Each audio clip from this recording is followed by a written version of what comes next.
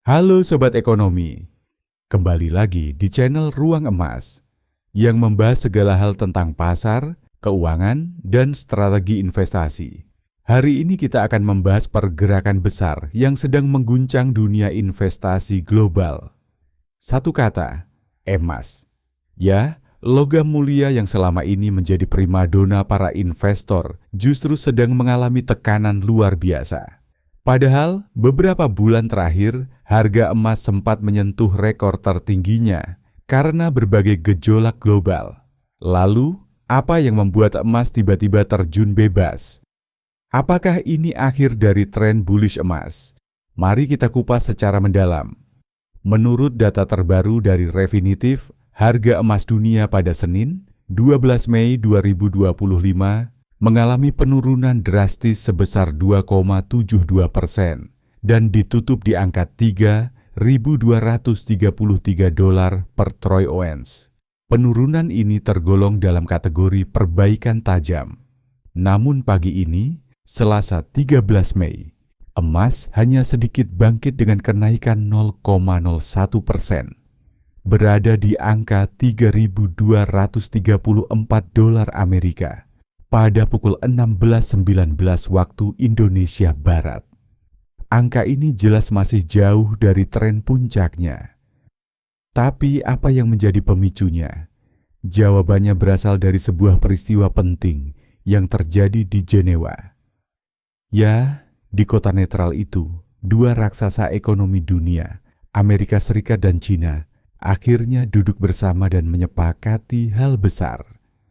Dalam pertemuan tingkat tinggi tersebut, disepakati bahwa tarif antara kedua negara akan diturunkan secara signifikan dalam jangka waktu 90 hari ke depan. Tarif AS terhadap barang-barang China dipangkas dari 145% menjadi hanya 30%, sedangkan China memangkas tarif atas barang-barang AS dari 125% menjadi 10%. Ini bukan sekadar angka, Sobat Ekonomi. Ini adalah sinyal kuat bahwa ketegangan perdagangan selama era pemerintahan Trump mulai benar-benar berakhir. Investor yang sebelumnya cemas dan memilih emas sebagai tempat bersembunyi, kini mulai berani mengambil risiko. Ketika pasar dipenuhi ketakutan, entah karena perang, inflasi, atau resesi, emas biasanya jadi pilihan utama karena dianggap aman dan stabil. Tapi saat ketakutan itu reda, investor mencari peluang yang lebih agresif. Mereka mulai melirik saham, obligasi korporasi, bahkan aset digital seperti kripto. Dan ini yang terjadi sekarang. Selain itu, penguatan dolar AS turut menekan harga emas. Data menunjukkan indeks DXY naik sebesar 1,44%. Dolar yang kuat membuat harga emas yang dihitung dalam dolar menjadi lebih mahal bagi pemegang mata uang lain. Bukan cuma itu, imbal hasil yield dari obligasi pemerintah AS atau US Treasury juga meningkat. Ini membuat emas semakin kalah saing. Karena berbeda dari obligasi, emas tidak memberikan bunga atau imbal hasil tetap. Kalau kita lihat grafik pergerakan harga emas selama 72 jam terakhir, kita bisa melihat pola menurun yang cukup konsisten. Pada 11 Mei pukul 22.00, waktu Indonesia Barat, harga emas turun 1,56%. Disusul penurunan lagi sebesar 1,68% pada 12 Mei pukul 20.00 waktu Indonesia Barat, pukul 7 pagi waktu Indonesia Barat. Itu artinya hanya dalam 2 hari emas telah kehilangan lebih dari 3% nilai pasarnya. Kerugian besar bagi investor yang baru masuk di harga puncak. Tak hanya pasar global yang terguncang, Sobat Ekonomi, penurunan harga emas dunia juga langsung berdampak pada harga emas di dalam negeri. Hari ini, harga emas batangan di pasar domestik mengalami penurunan sebesar Rp21.000 per gram. Kini, harga emas per gram berada di angka Rp1.884.000 turun dari sebelumnya yang berada di atas 1,9 juta rupiah per gram. Ini tentu jadi perhatian bagi para investor retail yang menyimpan emas fisik, baik dari Antam, UBS, maupun produk lainnya. Penurunan ini bisa jadi kesempatan bagi sebagian orang untuk mulai membeli emas saat harganya diskon. Tapi bagi yang baru saja membeli di harga tinggi, tentu terasa pahit. Namun tunggu dulu, jangan buru-buru jual emas Anda. Banyak analis mengatakan bahwa koreksi ini adalah sesuatu yang wajar dan bahkan sehat. Menurut beberapa pengamat pasar, meski tensi dagang menurun, ketidakpastian ekonomi global belum sepenuhnya hilang. Ada ancaman resesi Eropa, konflik geopolitik di Timur Tengah, ketegangan di Laut Cina Selatan, hingga perang India dan Pakistan.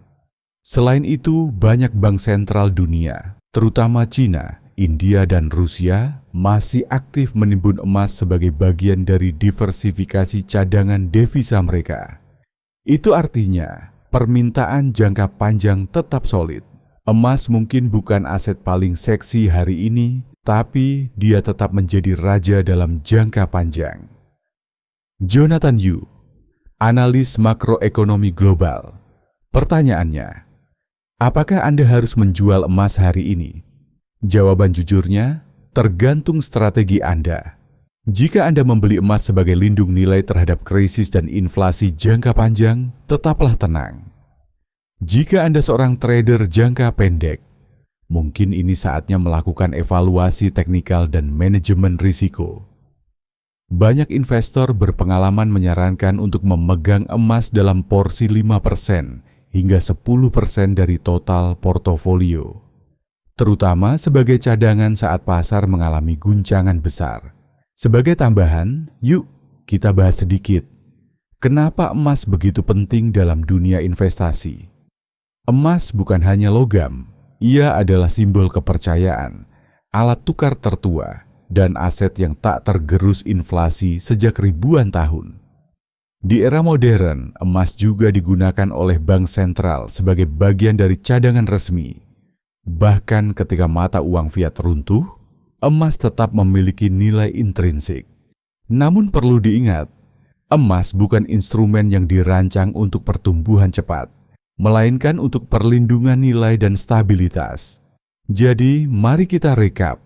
Harga emas jatuh tajam akibat meredanya ketegangan dagang. AS Cina, pasar kini beralih ke aset berisiko tinggi seperti saham dolar. AS menguat, obligasi naik, emas kalah saing dalam jangka pendek. Tapi ancaman geopolitik, inflasi, dan pembelian bank sentral masih bisa menjadi penyokong harga emas ke depan. Rekomendasi kami, jika Anda investor jangka panjang, tetap tenang, jangan panik. Jika Anda trader, pantau tren dan volume pasar, gunakan analisis teknikal. Diversifikasi adalah kunci. Itulah pembahasan lengkap kita hari ini. Harga emas mungkin turun hari ini, tapi sejarah membuktikan ia selalu punya cara untuk bangkit kembali. Kalau menurut kamu, apakah harga emas masih akan turun? Atau justru sedang membentuk fondasi untuk rally selanjutnya? Tulis pendapatmu di kolom komentar. Jangan lupa untuk klik, subscribe, dan nyalakan lonceng notifikasi supaya kamu nggak ketinggalan update pasar berikutnya. Sampai jumpa di episode selanjutnya. Salam cuan.